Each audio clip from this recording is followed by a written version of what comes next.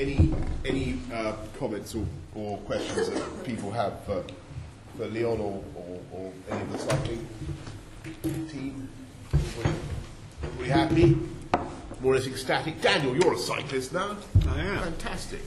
I am, and I'm more than that, Boris. I don't want to sound the slightest bit negative, so I'm going to start by reminding people that how very much I've done for cycling in Kensington and Chelsea, and I'm not going to recite all my achievements because they would be at tedious length, but I want to put that on record just to start. But there is genuinely, and the bell is not in the right place. But that is,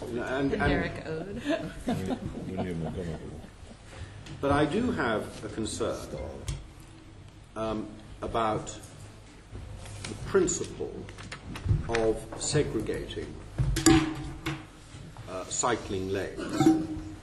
And I can well understand how this will give people, cyclists, especially vulnerable cyclists or new cyclists, a sense of greater safety.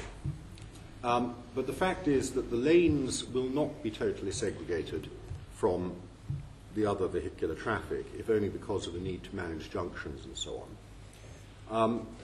And I am concerned, as I have seen elsewhere, about the effect this has on cyclists who choose to use the rest of the carriageway, the part that, so to speak, in the minds of motorists will now be the motoring carriageway, as opposed to the cyclists' carriageway.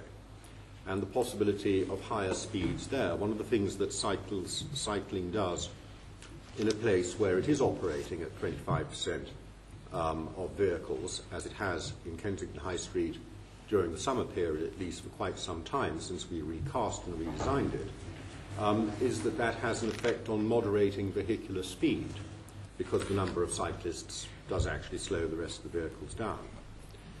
So I'm concerned about, not about the cycle lanes as such, and by the way, I wholly endorse the quiet ways. The quiet ways are absolutely brilliant, and I will certainly be using those.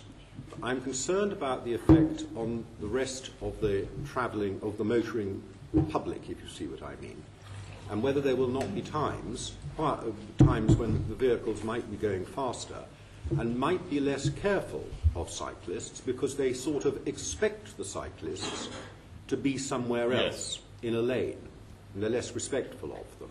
And I don't know if that has actually been considered, because the experience we have elsewhere tends to point in that direction, and there's lots of evidence to that effect. Daniel, this is a question which, of course, members of the Finance and Policy Committee will know you've raised with us previously. And since you've raised it with us, we have taken some interest in this. It seems to be the case that internationally it is not normal for segregation where it's introduced to have an increase in traffic speeds on the remainder of the road. The notion that if all the vulnerable road users are over there, this makes the area that you are now in capable of higher speeds, does not seem to be the case internationally. Although in one or two instances where it might have happened, we are learning from the mitigation experiences that those places have. So we're carrying out we're talking now to some people elsewhere in order to learn what steps they took in order to mitigate the situation you described. But in any case, in most cases, it didn't occur, and where it did occur, not to any great extent. Where did it occur? It's happened in, it's been the case in New York, and it's been the case in Germany. And the mitigation? Some of the softer measures that we use in order to keep traffic speeds down. I mean, I just want to say, the point Daniel raises is one that I've also raised many times, because although I am a fan of segregation where it is possible, I don't believe it is possible everywhere in London by any means. And I think if we're going to have a true cycling revolution, then people are going to have to get used to the idea that there will be cyclists everywhere. And that is why we've had this conversation.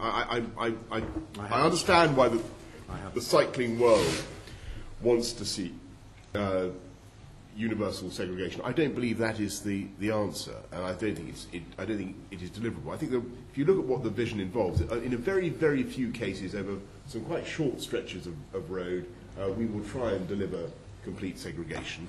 But I don't think that will fundamentally change the necessity of cyclists to be extremely careful and of motorists to be extremely careful as well. And I think the great thing about the Safeway campaign that the police ran was that they do seem to have shocked a huge number of cyclists and a huge number of motorists into changing their behaviour. Yeah. And, you know, obviously one can never be complacent about this, but there does at the moment seem to have been a reduction in some of those terrible injuries and fatalities that we were seeing. You know, it is obviously statistically very difficult to draw conclusions about whether there's any connection between those two things, but the evidence seems at least to me to suggest that might be the case. Are they going to run that on a regular basis? Or is yes, as Peter was saying in his report, I think the Safeway operation has been very effective, and they will be continuing it.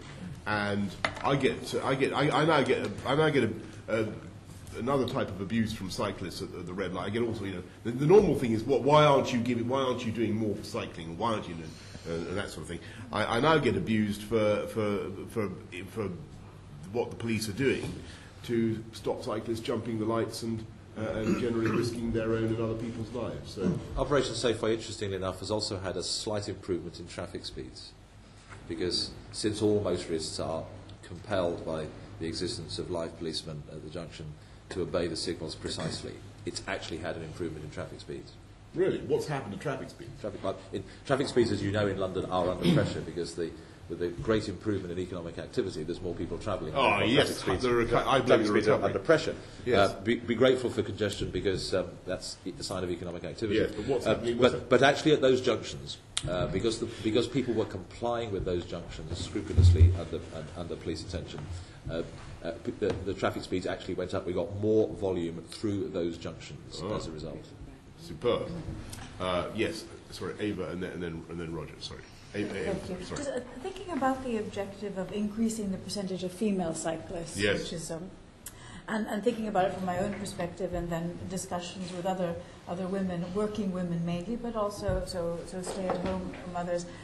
Then I was looking at the Appendix 2 of the barriers, and I was surprised that one potential barrier didn't come through, which is the mixed mode concept, i.e. if you're not ambitious enough actually to do your 10 kilometres all on bike, but you would be very happy to cycle to the nearest tube stop, wrap up, fold up your bicycle, take the tube for the bulk of the journey, which might cover some territory that you find too intimidating, and then emerge and finish your journey on bicycle.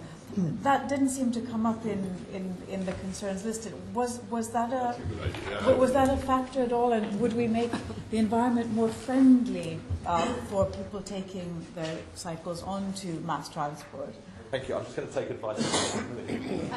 Yes, we would. And indeed that is part of the concerns that may not have come at a top level, but it's one of the reasons why within the portfolio there will be investment in cycle parking at interchanges, at railway stations and at our own tube stations to try to make that an easier fix and to try to make that. But how about taking the bicycle on the tube, for example, if you want to finish your journey on the other end? Because I mean, we saw that there were good parking facilities, you can leave your helmet, but how about, like you take your baby buggy, can you take your bicycle with you? You can take your folding bike. Yeah. And we've had a successful trial on the DLR of taking bikes off peak, and that's now been made a permanent feature. So I think this is, we're learning how to work with it. Okay. Obviously, deep lines are very difficult to work with. Yeah. Can you take a Brompton onto, Yes. or a folding bike onto the tube, onto the deep tube? Yeah.